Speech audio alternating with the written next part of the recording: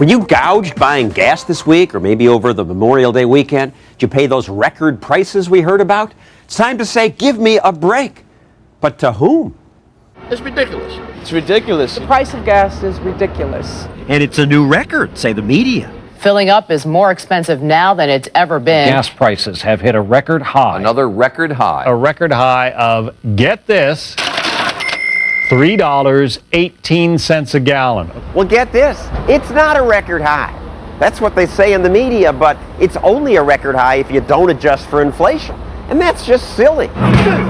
You might as well say the movie Rush Hour 2 made more money than Gone with the Wind. The media ought to quote prices in real dollars, but many don't seem to care. Frankly, my dear, I don't give a damn. Once you adjust for inflation, it turns out gas cost more 25 years ago, in 1981, when it cost $3.29 in today's dollars. One reason people are upset by gas prices is that the price is in your face. It's probably why people have been emailing us these pictures with angry comments about how much they have to pay in their towns. But it may surprise them that this year the price of lettuce, broccoli, and apples increased much more than the price of gas. But you probably don't know that because they don't post these big signs. And think about what it takes to bring us gasoline. First, oil has to be sucked out of the ground, sometimes from deep beneath an ocean, or underneath ice, or from places where workers risk their lives. And just to get to the oil means the drill has to bend and dig sideways through as many as 7 miles of earth. What they find has to be delivered through long pipelines or shipped in monstrously expensive ships, then converted into 3 different formulas of gasoline, trucked in trucks that cost more than $100,000 each. And then the gas stations have to have all this expensive equipment to make sure we don't blow ourselves up while filling the tank. After all that, government takes billions more in taxes from the gas we buy than the oil industry makes in profit. You could say government's the real gouger. But the politicians never say that. Our oil companies in America are reporting record profits. Record profits. To which I say, so what? When did profit become a dirty word?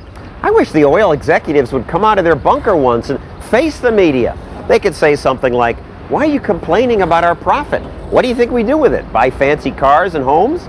Well, we do actually, but nearly all the money goes to looking for more oil. And in following the environmental rules that you want us to follow. You should want us to make more profit. But they don't talk that way to the media, many of whom believe the greedy oil companies cheat. We are being hosed here, and the oil fat cats are lapping up the dollar. Gouging at its best. But after Hurricane Katrina, Congress had the Federal Trade Commission investigate gas price gouging, and the FTC found no instances of illegal manipulation. But did the politicians pay attention to this study that they asked for? Apparently not, because now that prices are high again, they're rushing to pass a law to punish price gouging. But what is gouging? The bill outlaws prices that are unconscionably excessive or take unfair advantage.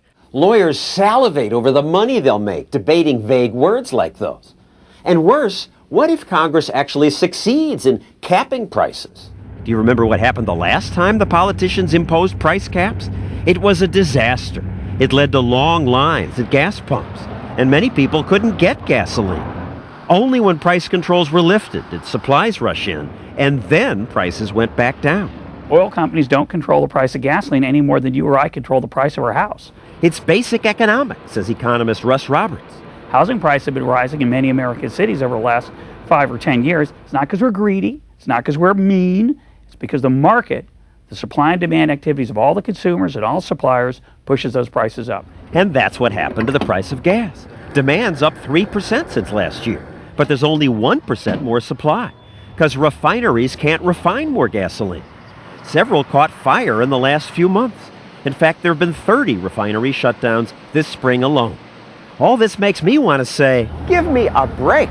To big oil for not facing the cameras, to the media for getting the story wrong, and to the politicians who may fix a problem by making it worse.